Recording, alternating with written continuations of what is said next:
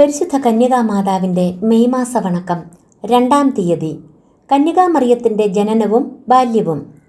ലോകരക്ഷകനായ യേശുനാഥൻ്റെ പിറവിക്ക് മുന്നോടിയായി ജോവാക്കീം അന്ന ദമ്പതികളിൽ നിന്ന് മറിയം ജനിച്ചു. സൂര്യോദയത്തെ മൂകമായി വിളിച്ചറിയിക്കുന്ന ഉഷകാല നക്ഷത്രം പെരിമീൻ പോലെ ലോകത്തിൻ്റെ പ്രകാശമായ യേശുവിൻ്റെ മുന്നോടിയായി സമയത്തിൻ്റെ പൂർണ്ണതയിൽ മറിയം ജനിച്ചു. മാതാപിതാക്കന്മാരുടെ വാർദ്ധക്യത്തിലാണ് മറിയം ജനിച്ചത്.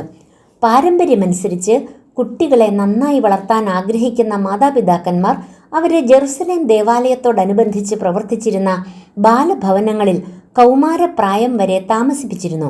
അങ്ങനെ പുരോഹിതന്മാരുടെ മേൽനോട്ടത്തിലും ഭക്തകളായ വൃദ്ധ സ്ത്രീകളുടെ സംരക്ഷണത്തിലും മറിയം വേദപുസ്തകം പഠിച്ചും ദേവാലയ ശുശ്രൂഷ ചെയ്തും കന്യകാപ്രായം വരെ വളർന്നു. സാമുവലിൻ്റെ മാതാവ് ഹന്ന ആലപിച്ച കീർത്തനവും മറ്റും സങ്കീർത്തനങ്ങളോടൊപ്പം മറിയം മനഃപ്പാഠമാക്കിയിരുന്നു. മുള്ളുകളുടെ ഇടയിലെ ലില്ലി, സർവാംഗസുന്ദരി, യാതൊരു കുറവുമില്ലാത്തവൾ, നന്മ നിറഞ്ഞവൾ, സർപ്പത്തിൻ്റെ തല തകർത്തവൾ തുടങ്ങിയ വേദപുസ്തക പരാമർശങ്ങൾ കണക്കിലെടുത്താണ് മരിയ ഭക്തനായ വിശുദ്ധ അൽഫോൻസ് ലിഗോരി മരിയ മഹത്വങ്ങൾ എന്ന വിശ്രുത ഗ്രന്ഥം രചിച്ചിട്ടുള്ളത്. ആധുനിക മരിയ ശാസ്ത്ര പണ്ഡിതന്മാരും ഒട്ടേറെ മഹത്വ ഗ്രന്ഥങ്ങൾ രചിച്ചിട്ടുണ്ട്. മാതാവിൻ്റെ പിറവി തിരുനാൾ കേരളത്തിൽ ആദ്യ നൂറ്റാണ്ട് മുതൽ ആഘോഷിച്ചിരുന്നു. 8 നോമ്പ് ആചരിച്ചുകൊണ്ടാണ് ആ തിരുനാൾ ഇന്നും മരിയൻ തീർത്ഥാടന കേന്ദ്രങ്ങളിൽ ആഘോഷിക്കുന്നത്. സ്വർഗാരോപണ തിരുനാളിനൊരുക്കമായുള്ള 15 നോമ്പും ഇവിടെ പ്രചാരത്തിലുണ്ട്. നമുക്ക് പ്രാർത്ഥിക്കാം. ദൈവപുത്രനായ ഈശോ, അങ്ങയെ ഞങ്ങൾ ആരാധിക്കുന്നു.